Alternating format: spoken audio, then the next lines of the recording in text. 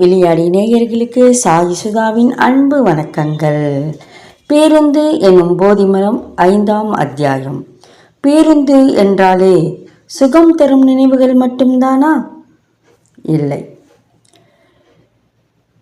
சரியான சில்லறை சரியான நேரத்தில் கிடைக்காமல் போகும் நமக்கும் நடத்துனருக்கும்.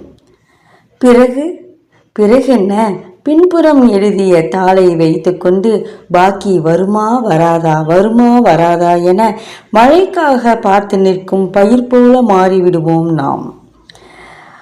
மழைக்காக காத்திருக்கும் பயிர் போல மாறிவிடுவோம் நாம். பாக்கி வருமா வராதா என. உயரம் தாண்டுதல் தெரியுமா உங்களுக்கு? அப்படி என்றால் சிறப்பு. பேருந்து படிக்கட்டில் முட்டி போட்டு ஏறி வேண்டுதல் செய்ய வேண்டிய வேலையெல்லாம் இல்லை. உயரம் தாண்டுதல் தெரியுமா உங்களுக்கு? அப்படி என்றால் சிறப்பு. பேருந்து படிக்கட்டில் முட்டி போட்டு ஏறும் வேண்டுதலுக்கு வேலை இல்லை. இளையவர்களுக்கு மட்டும்தான் பேருந்து என மாறிவிட்டதோ இன்றைய பேருந்துகள்?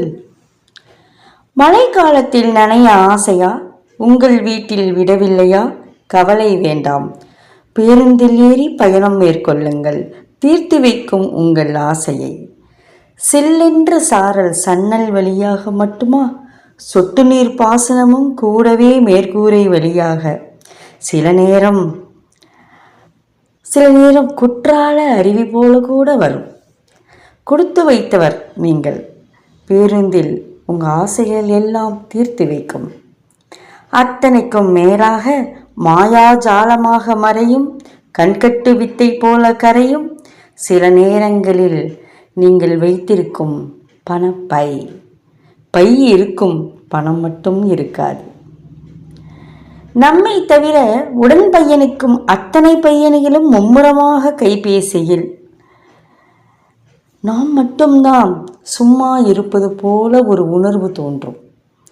ஒருவர் மேலதிகாரியாக இருப்பார் போல அடுத்து செய்ய வேண்டிய பணிகளை சொல்லிக்கொண்டே வருகிறார். ஒருவர் வியாபாரி என்று நினைக்கிறேன், நிச்சயம் நாளை பொருள் வந்துவிடும் என உத்தரவாதம் தந்து கொண்டே வருகிறார். விடுபட்ட தொலைக்காட்சி தொடரை அலைபேசியில் பேருந்து பயணத்தில் பரபரப்பாக பார்க்கின்றனர் பலர். பாவம், வீட்டில் பார்க்க நேரமில்லை போல. எதுவும் தவறில்லை, இதுவும் தவறில்லை. செவிப்பொறி பயன்படுத்தும் வரை அவரவர் செவிப்பொறியை பயன்படுத்தி அலைபேசியில் தொலைக்காட்சி தொடர் என்ன, நீங்கள் திரைப்படம் கூட பார்க்கலாம். ஆனால் அவரவர் வீட்டில் அமர்ந்து பார்ப்பது போல் சப்தம் அலறுகையில் பேசாமல் சிற்றுந்தில் சென்றிருக்கலாமோ என நினைவு வரதான் செய்கின்றது. பேசாமல் சிற்றுந்தில் சென்றிருக்கலாமோ என எண்ணம் வரத்தான் செய்கின்றது. அது மட்டும்தானா? இவர்களெல்லாம் படித்தவர்கள்தானா என்ற சந்தேகம் எழுகின்றது. நடத்துனர் ஏன் அவர்களை ஒரு கேள்வி கூட கேட்க மாட்டேன் என்கிறார் என்ற கோபமும் நடத்துனர் மேல் வருகின்றது. நடத்துனர் மேலும் கோபம் வருகின்றது.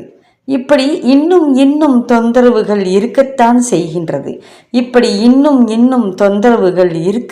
செய்கின்றது பேருந்து பயணத்தில். இன்பமும் துன்பமும் கலந்ததுதானே வாழ்க்கை. விகிதாச்சாரங்கள் மட்டும்தான் மாறுபடுகின்றன அவரவருக்கு ஏற்ப. அதுதான் பேருந்து என்னும்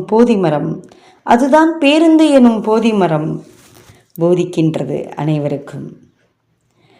இத்துடன் பேருந்து எனும் போதிமரம் நிறைவு பெறுகின்றது. நாளை அடுத்த போதிமரத்தில் சந்திக்கலாம்.